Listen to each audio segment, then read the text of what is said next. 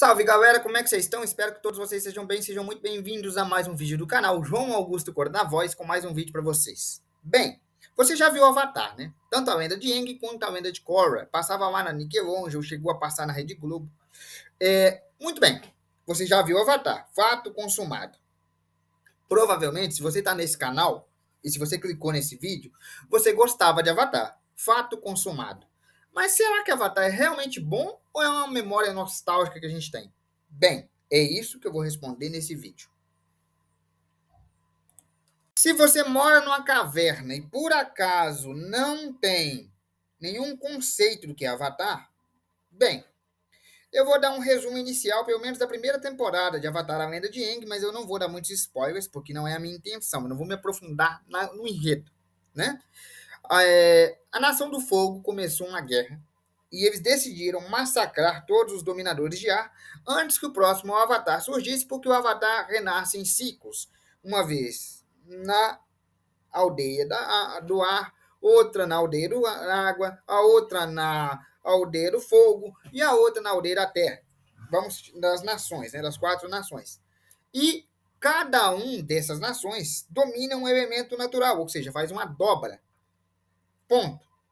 E quando eles massacraram esses nômades do ar, que é a representação da nação do ar, os dominadores de ar, um desses dominadores, que é o Aang, estava fora do templo e acabou não sendo massacrado. Ele caiu num lago e entrou em estado avatar, porque ele era o avatar, e acabou se autocongelando, passando-se assim, acho que 100 anos ou 200 anos, antes que ele se descongelasse. E aí sim começa a história que a gente conhece, quando a Katara e o Sokka, irmãos dominadores de água, encontram o Aang, e aí começa tudo, que é uma luta inicial contra a Nação do Fogo, que é uma nação armamentista que está criando uma guerra mundial ali contra os outros dominadores pela supremacia. Ponto. Isso é tudo que eu vou falar da história.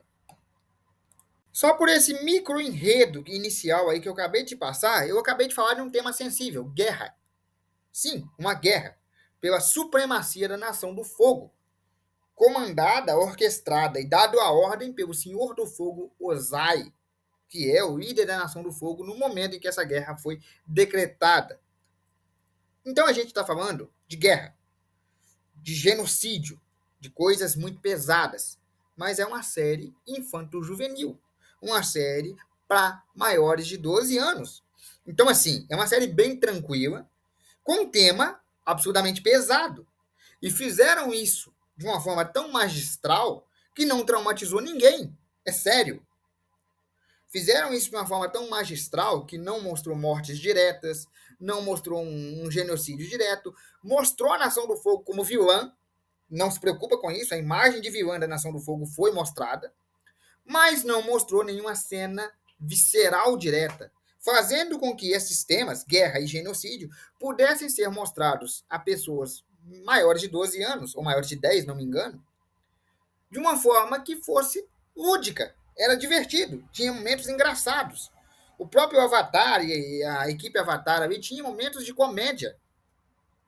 Então era uma série lúdica com temas pesados. Se você acha que genocídio e guerra foram os únicos cenas, os únicos momentos ali pesados que eles trataram, não. Além das cenas que tinham menções de temas pesados, como guerra, genocídio, desigualdade social, opressão e outros temas, também tratou de igualdade, porque uma das personagens preferidas de muitos, a Thorfinn, ou Thorfinn Beifong, era cega de nascença.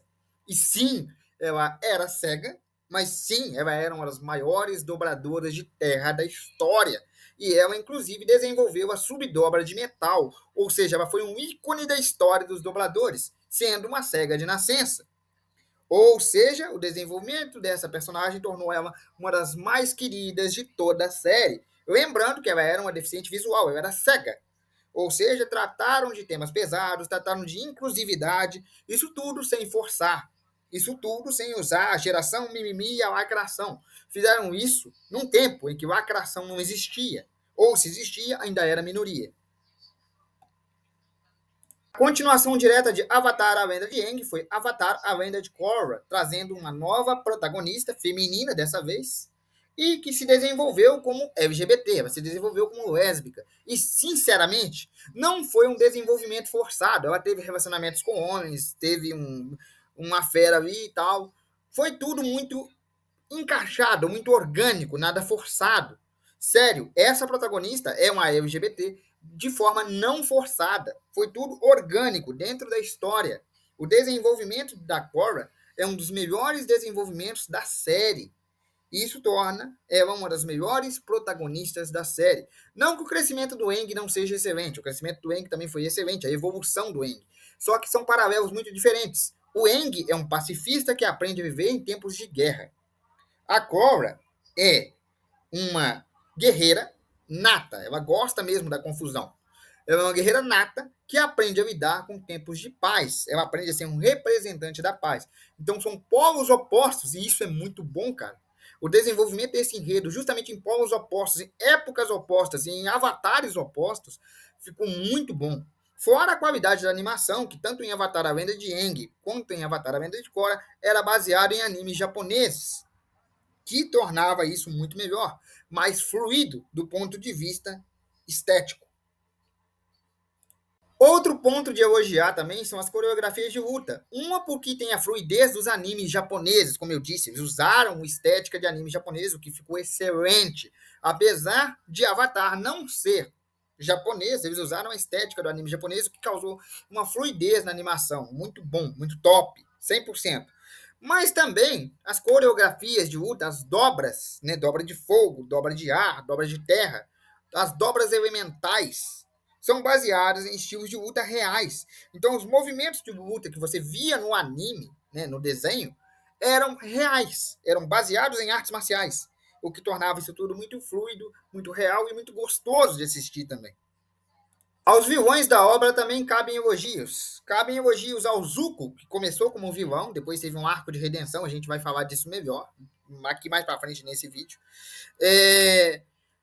Também cabem elogios aos outros vilões, como por exemplo o Nalak e também ao Amon, que são vilões, mas que não são vilões caricatos, que são maus por serem maus. Eles têm uma motivação, um ideal que os torna mal por um motivo. É muito legal. Menção também para Kuvira, que é uma das vilãs também. Cara, os vilões são muito bem trabalhados. Aqueles que tiveram um arco de redenção, como por exemplo o Zuko, também foram muito bem trabalhados, mas a gente vai entrar nesse mérito depois. O que eu quero ressaltar aqui é que todos os vilões não agem como vilões puramente por serem maus. Eles têm um motivo. Eles são vilões humanizados. E como humanos, eles acreditam que aquilo que eles estão fazendo é o melhor, é o mais correto, é o mais sensato. Eles têm um ideal que leva ao motivo de se tornarem vilões. Isso é muito bem trabalhado.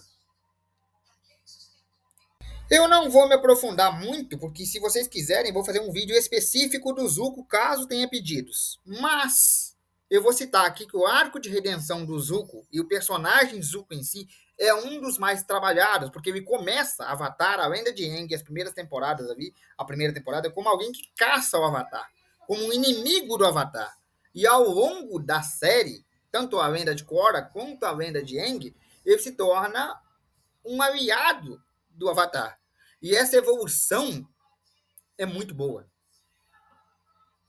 Menção também ao Tiro Airo, que é um dos personagens mais queridos pelo fandom, né? E a história do Tiro Airo também é muito triste, muito pesada. E foi uma história exibida num anime infanto-juvenil, né? Assim, ficou muito marcada também pela sabedoria do Tiro Airo, por ele ter ajudado o time Avatar, mesmo sendo alguém da Nação do Fogo, o lendário Dragão do Oeste. Bem, ele era reconhecido como um dos maiores guerreiros da Nação do Fogo. Aconteceu com ele alguma coisa que mudou a visão de mundo do Tio Iroh. Se vocês quiserem, outro vídeo que dá para fazer também é um vídeo específico do Tio Iroh, porque é um personagem muito bom. Mas enfim, tem vários personagens, além do Zuko e do Tio Iroh, que podem entrar nesse ranking. Inclusive tem um ranking. Eu vou citar para vocês o ranking de personagens mais queridos.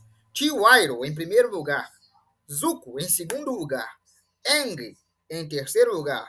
Toph Beifong aparece em quarto lugar. Katara aparece em quinto lugar. Korra aparece em sexto lugar. Sokka aparece em sétimo lugar. Asami Sato. Eu tive que pesquisar quem é essa personagem, não estava lembrando dela, tá? Mas ela aparece também. O Tenzin, que é o filho do Aang mais pra frente, e o Boring também aparecem. Então, se vocês quiserem, eu posso fazer vídeos específicos de personagens de Avatar. Basta vocês pedirem. Eu acho que vale muito a pena uma história da redenção do Zuko e uma história de vida do tio Iroh também. Respondendo à pergunta inicial do vídeo, Avatar ainda é bom ou é nostalgia? Será que Avatar é bom? Bem, eu vou responder vocês usando fatos. Se tudo que eu te citei não convenceu você que não é só nostalgia, eu vou responder usando fatos. Avatar, a Lenda de Aang e a Lenda de Korra ganhou prêmios de animação. Sério, ele ganhou prêmios. Prêmios de reconhecimento pela crítica especializada. Sério. E se tornou uma série cult e atemporal, muito sendo revisitada por fãs de anime e até por pessoas que não são fãs de anime, já que Avatar, a Lenda de Aang e a Lenda de Korra carrega traços da animação japonesa, mas não é um anime de fato, porque a produtora é americana e não uma produtora japonesa. É uma animação, um desenho animado com traços de animação japonesa, mas não é um anime de fato. Outra coisa, Avatar ganhou esses prêmios por tratar de temas sensíveis de uma forma lúdica para o público infantil e por ser uma das maiores animações de sua época. Lembrando que Avatar é dos anos 2000 até mais ou menos, se contar a época de Korra, deve dar aí mais ou menos até 2014, tá? Vamos lá, entre Aang e Korra, 2000 a 2014, são 14 anos de história de Avatar. E muita gente ainda quer um spin-off que conte as aventuras desses três aí quando eram adultos, né? Porque a gente sabe da história deles quando era criança, e depois a gente chega a ver menções de como foi a vida dos três lá em A Lenda de Korra. Mas a gente não acompanhou isso. E tem muita gente que quer ver esse intervalo de tempo, incluso esse que vos fala. Bom, galera, eu vou ficando por aqui. Espero que vocês tenham gostado do vídeo. Um abraço, fiquem com Deus e até amanhã. Amanhã a gente volta com outro vídeo aqui do canal, nesse mesmo vídeo, aliás, nesse mesmo horário. Espero que vocês tenham gostado. Um abraço, fiquem com Deus e até amanhã. Lembrando, se quiserem vídeos sobre o tio Iroh, ou sobre o Zuko, ou sobre qualquer outro personagem, deixa nos comentários aí pra gente, tá bom?